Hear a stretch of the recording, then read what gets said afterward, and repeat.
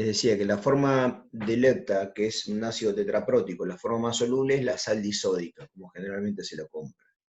Nosotros una vez tuvimos en el laboratorio de analítica, uno se acostumbra a hablar del ETA, y le queda, habla del ETA nada más, no habla de la sal disódica.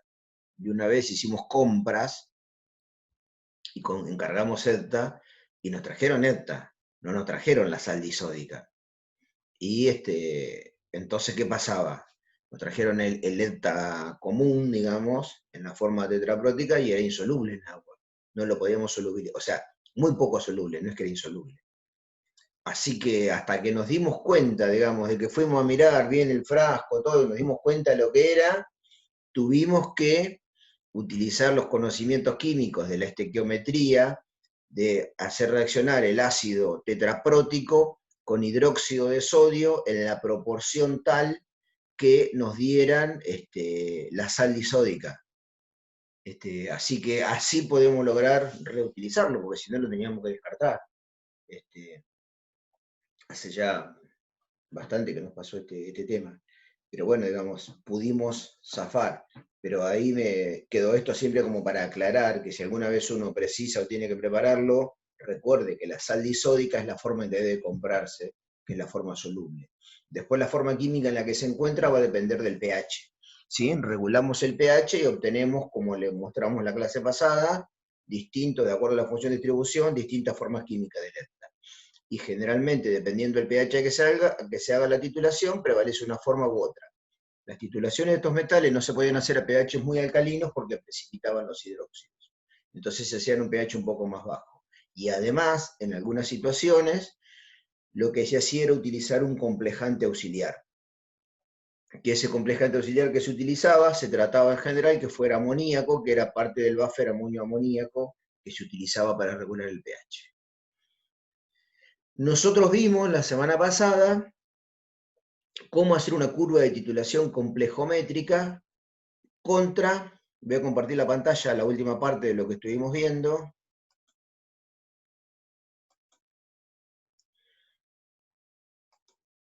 Esto, que era la titulación de calcio con ETA, ¿bien? Que era, digamos, hicimos como una mirada de cómo sería poder titular calcio con ETA, teniendo en cuenta lo que llamamos la constante de formación condicional, que está acá, que era la constante recalculada en las condiciones de trabajo, por eso se llama constante de formación condicional, que dependía del pH y dependía, entonces nosotros trabajamos acá con la concentración total, con la concentración analítica, y con la concentración total del metal. En este caso solamente dice calcio más 2 y no dice calcio total, porque el calcio justo no forma complejos con el zinc. Entonces no teníamos ese inconveniente. Ahora con el zinc sí vamos a ver qué es lo que pasa. Y bueno, fuimos realizando, antes de agregar algo de ETA, antes del punto de equivalencia, en el punto de equivalencia cómo se calculaba la concentración de calcio, y después del punto de equivalencia. Y nos quedaba una curva de titulación de este tipo, que dependiendo del pH podría ser distinto el punto de equivalencia que obteníamos. ¿Por qué? Y porque las concentraciones estas eran variables, digamos, dependiendo del pH. Bueno, ahora vamos a ver algo parecido a eso que estábamos viendo. Lo que estoy haciendo es como un retome, digamos, ¿sí? Un repaso llamado conceptualmente el diario de ayer, como para poder enganchar con lo que vamos a ver ahora. Al comienzo voy a volver a hacer un repaso matemático de la constante condicional, y después vamos a ir a ver cómo se titularía zinc, que tenemos que tener otras consideraciones, y también vamos a ver alguna aplicación de esta titulación complejométrica. Ustedes ya vieron en el TP para el tema de durezas de agua. Nosotros vamos a tratar de ver ahora otra aplicación que es para el caso de determinación de calcio y magnesio, por ejemplo, en una muestra de orina, que es uno de los problemas que tienen por ahí. Bueno, vamos a ir con dejar de charla y vamos con esto. Recordando, el ETA. Las formas químicas que puede tener el ETA son estas que están acá, ¿sí? La forma desprotonada por completo o la forma totalmente protonada. Son todas las formas químicas que puedo llegar a tener en solución, ¿no? De la tetraprótica a la nada protonada. Los valores de esta función de distribución, de acuerdo a lo que habíamos visto, predominan cada una de estas especies a distintos pH. La forma I-4 o I4 negativa, digamos, predomina un pH mayor que 11, que generalmente las titulaciones, como decíamos, no se hacen a estos pH. Generalmente se hacen a un pH entre 7 y 10, pH 9, si el buffer que usamos es amoníaco, si es equimolar, el pH es del orden de 9,24 o 9,25. ¿Sí? O sea, si hay iguales concentraciones de ellos. Si varía un poquito de esto, si hay más amoníaco que amonio, capaz que es tipo 10 el pH, si no tipo 9, digamos, si es al revés, si es un poquito más de amonio que de amoníaco. Entonces, regulamos esto, como ustedes ya saben, de buffer, regulamos las concentraciones de esto y nos vamos en el 9,24 más menos 1, podemos utilizar ese buffer, ¿sí? De 8,25, pónganle a 10,25, más o menos ese buffer es útil, regulando las concentraciones de amonio y amoníaco. De paso vamos integrando conocimientos que ustedes ya más o menos manejan. Entonces, en ese rango de pH, esta es la especie química que prevalece para el ETA, la especie monoprotonada. Entonces, el buffer regula el pH, como decíamos recién, y también nos sirve este buffer porque el amoníaco actúa de complejante auxiliar.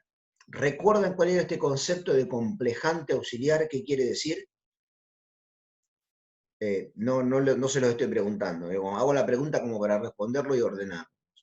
El concepto de complejante auxiliar viene a decir que es una especie química que forma complejos, pero no es el complejante que me sirve para realizar la titulación, sino que es un complejante que me sirve de auxilio para mantener al metal que estoy titulando con ETA en solución al pH de trabajo. Ese es el complejante auxiliar. Y acá, por ejemplo, veo cuáles son la forma química en la que se encuentra en ese medio. Por ejemplo, si fuese zinc, sería tetramin zinc. Si fuese cadmio, sería tetramin cadmio, digamos, ¿sí? Depende del metal, se encuentra en alguna forma química determinada. Y la forma química con este buffer a ese pH que prevalece del ETA y que dijimos era esta, ¿bien? Entonces, esta sería la reacción química que hay cuando estoy titulando en un medio del complejante auxiliar con el ETA.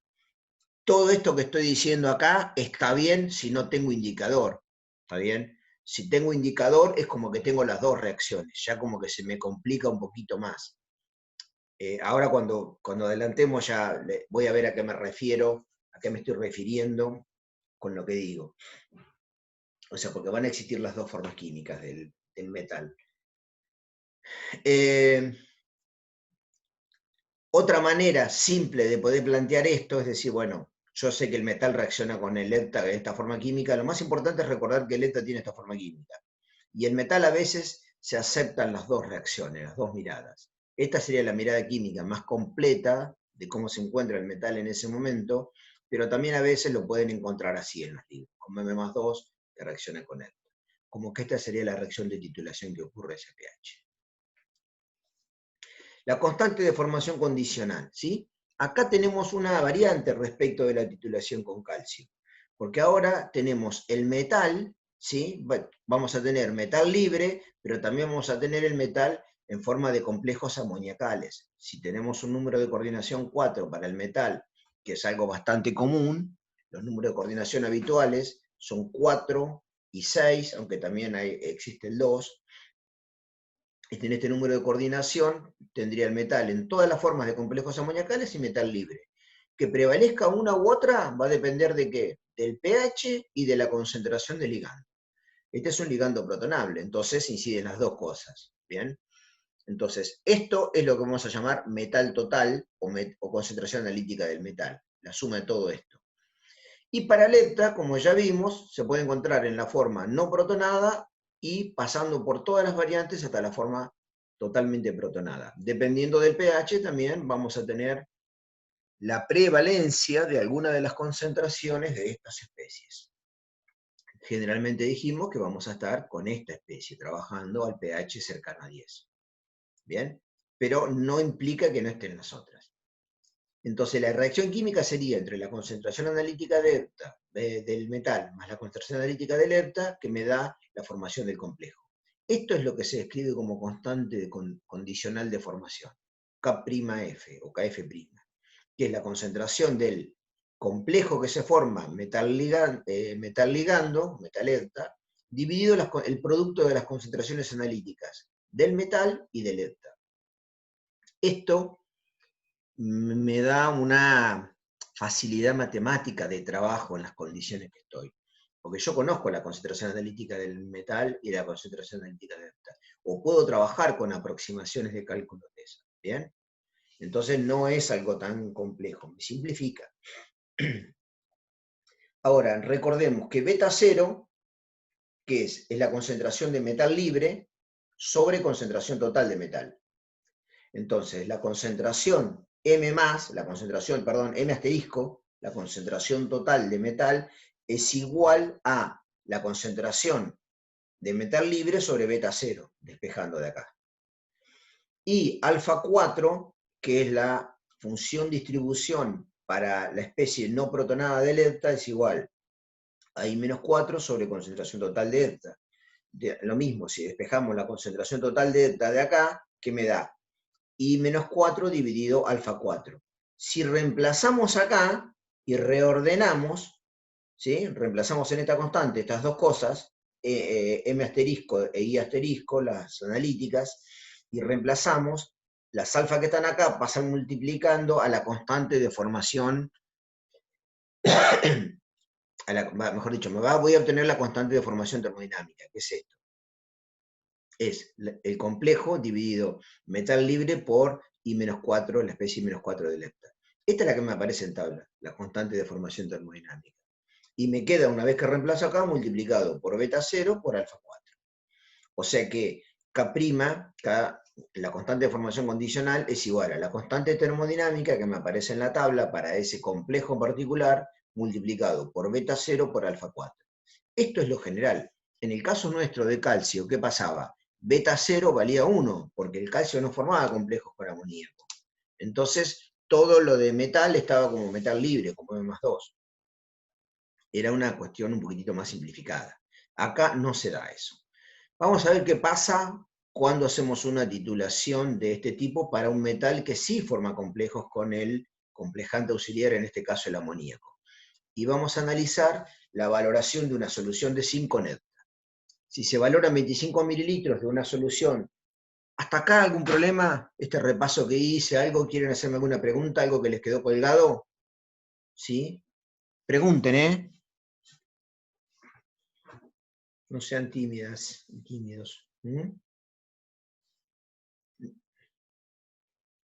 ¿Nada? Sigo entonces.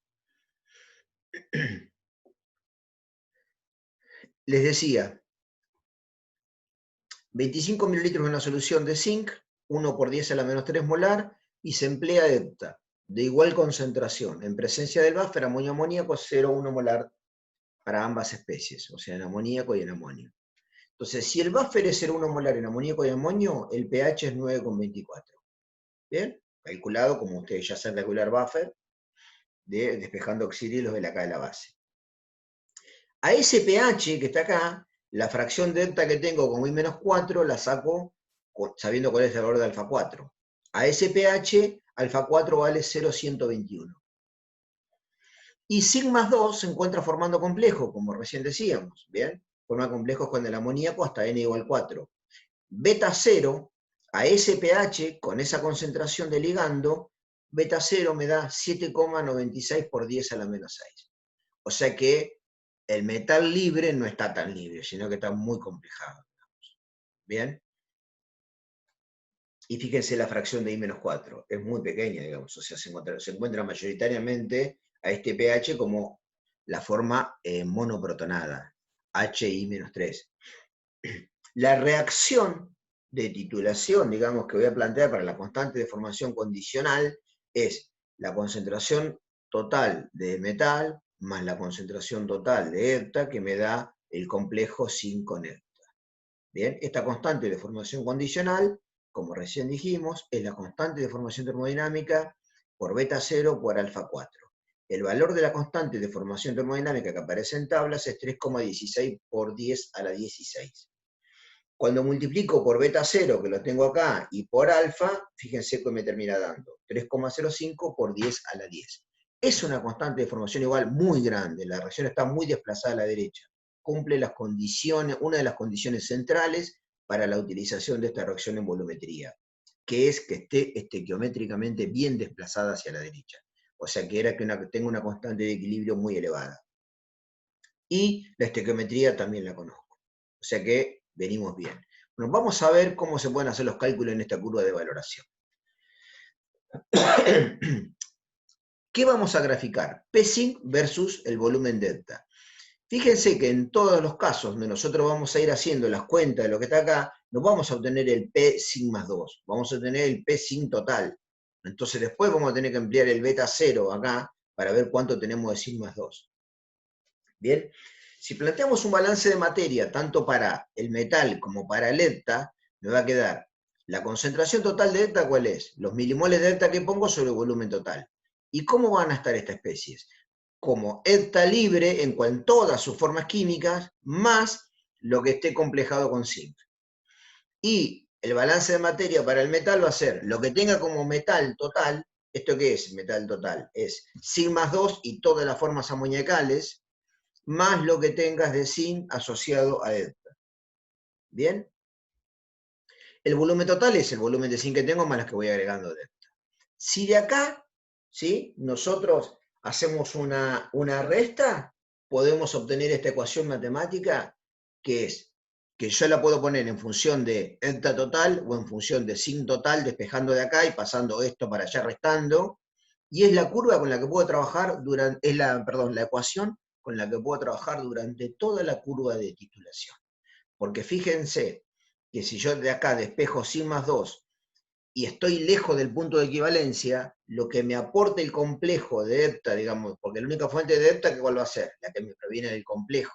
Como la constante de formación es muy grande, solamente esto va a ser muy importante cuando casi estemos en el punto de equivalencia. Si no, esto va a tender a 0. ¿Bien? Entonces, si esto vale 0 y despejo de acá, ¿qué me queda? Esto lo paso por allá restando, cambio los signos y me quedan milimoles de zinc menos milimoles de delta sobre el volumen total. ¿Bien? O sea, ¿qué quiero decir? Cuando estoy antes del punto de equivalencia, la concentración total de zinc va a ser el zinc que tengo en exceso. Vamos a ver cómo se calcula eso. Acá refresco, que como en toda la curva de titulación, dependiendo del volumen, vamos a tener distintos momentos. Cuando no agregué ERTA, lo que tengo de zinc en solución, dijimos que era una concentración 1 por 10 a la menos 3 molar, pero no es zinc más 2. ¿Cuánto es? Es el zinc total, el zinc asterisco. Bien, es el zinc asterisco lo que tengo. Entonces, ¿conozco el beta 0? Sí, lo conozco. Acá lo hemos calculado el beta 0 en esas condiciones a ese pH con amoníaco. Vale esto beta 0. Entonces, cuando inicialmente estoy trabajando y tengo esta concentración de zinc y no agregué nada de delta, la concentración de zinc más 2 la calculamos como beta 0 por la concentración analítica de zinc, que es esta que está acá. ¿Bien? Y hacemos la cuenta y calculamos el P zinc cuando B, volumen de delta, es igual a 0. Cuando estamos antes del punto de equivalencia, como la reacción química que va transcurriendo es 1 a 1, ¿qué va a pasar?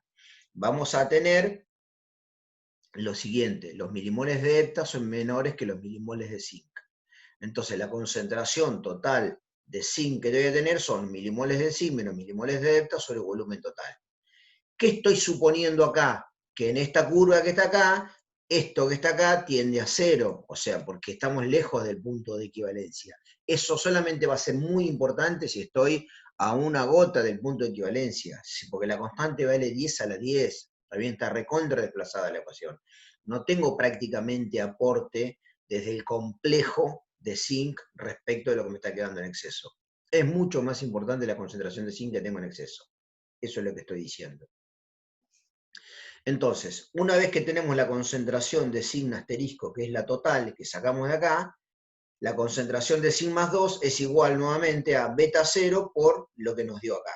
El beta 0 ya lo conocíamos. Entonces, tiene alguna operación matemática medio complicada al inicio, calcular el beta 0, el beta 4, a veces son datos, ¿bien?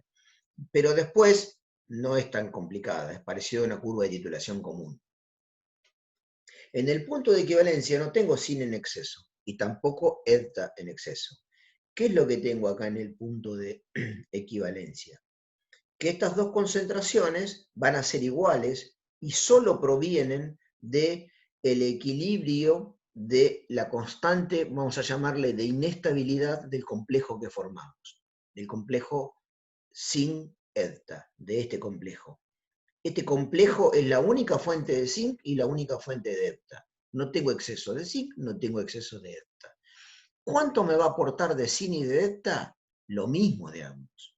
Y esto cuando se disocia este complejo en sus iones constituyentes, en zinc y en EDTA. Esas especies que van a pasar a solución, zinc y EDTA, no van a estar nada más que como zinc más 2 y como I-4, como la especie no tetraprótica. ¿Por qué?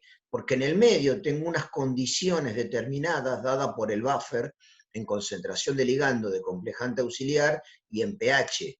Y eso me va a condicionar la forma química en que va a estar ese EDTA y la forma química en la que va a estar el amoníaco. Por eso acá estoy diciendo esto, que lo que van a ser iguales son las concentraciones analíticas que se generan de ese complejo.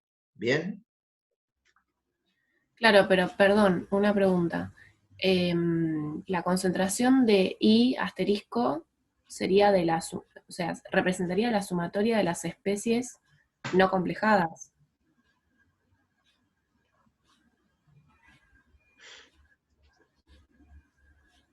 Sí. Ah, está bien. Oh, para que estoy por estornudar. Oh.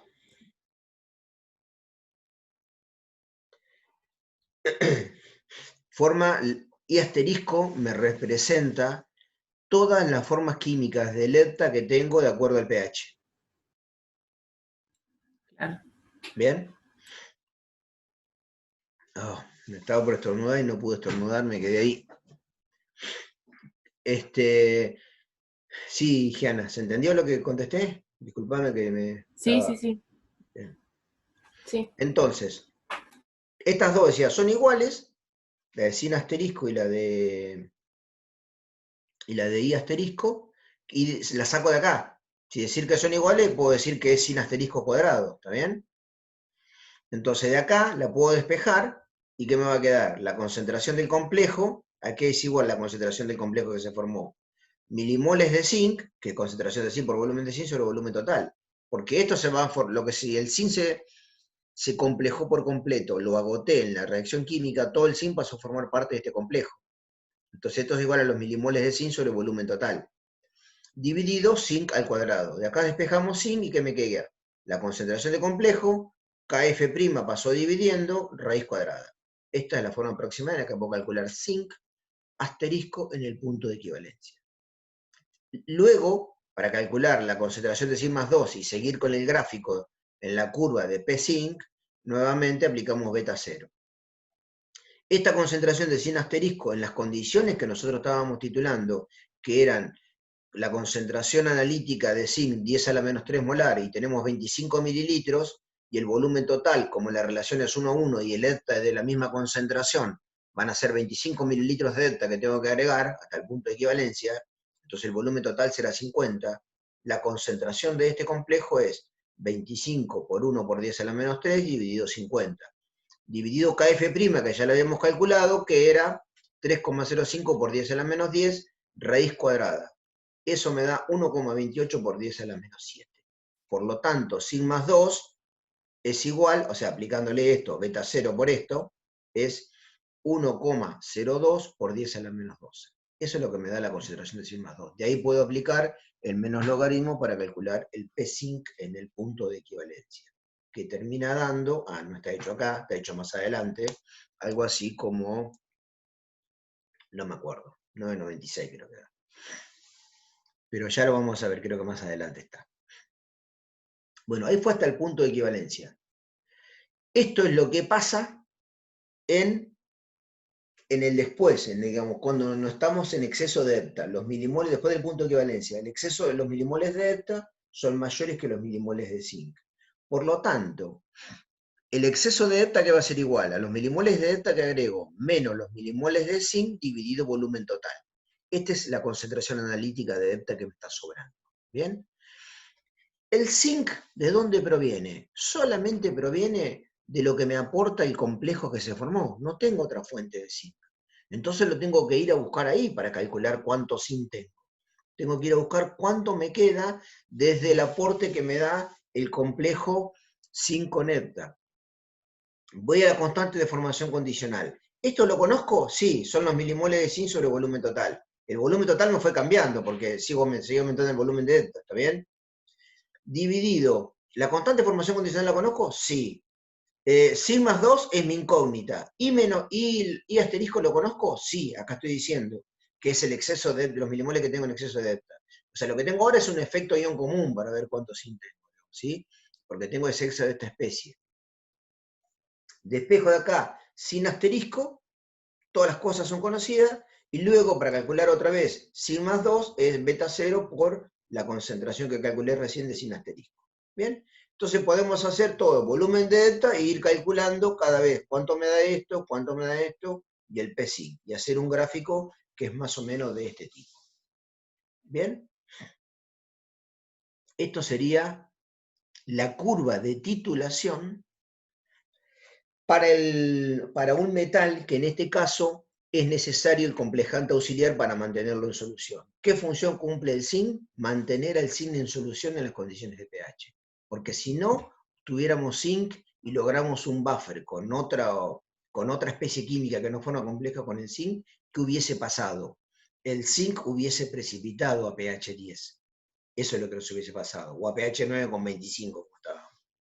Entonces, el amoníaco cumple esa función. Bufferear con el amonio y además de bufferear, formar ese complejante auxiliar que me mantiene a la especie que estoy titulando en solución. Bueno,